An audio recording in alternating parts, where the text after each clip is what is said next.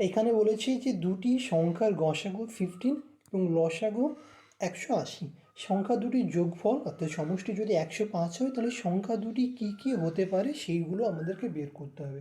তো first condition সেটা হচ্ছে সংখ্যা দুটির সমষ্টি। তো আমরা এখানকার যে কোশ্চেনগুলো আছে বাই অপশান করার চেষ্টা করবো, অর্থাৎ অপশানগুলো এলিমিনেট করে চেষ্টা করব সঠিক অ্যান্সারটা খুঁজে বের করা। তো ফার্স্ট কন্ডিশন বলা আছে সংখ্যা দুটি সমষ্টি 105। তো প্রত্যেকটা অপশানের যোগফল যদি আমরা করি তাহলে 105 পাবো। তো এই অপশানটার কোনো কাজ নেই। এবার সেকেন্ড অপশান সংখ্যা দুটির গসাগু 15। তাহলে আমরা প্রত্যেকটা অপশানের গসাগু বের করে দেখি কত পাচ্ছি। এটার যদি আমরা গসাগু বের করে দেখি তাহলে পাচ্ছি 15 2 5। তো এই সেম অর্থাৎ গসাগু তো 15 পাচ্ছি, বাট লসাগু সেটা পাচ্ছি না। লসাগু পাচ্ছি আমরা 30। 30 3 5 15 150 হচ্ছে।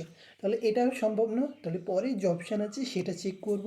35 70।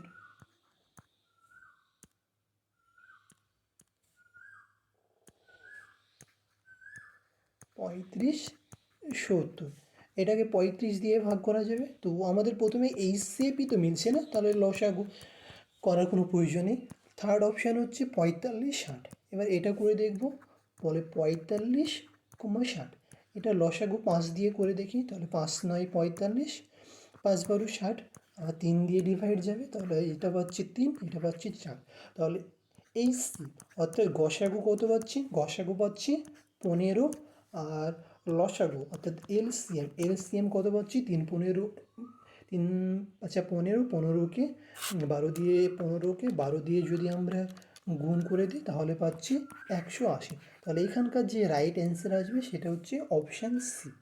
তাহলে রাইট অ্যান্সার কোনটা? Option C.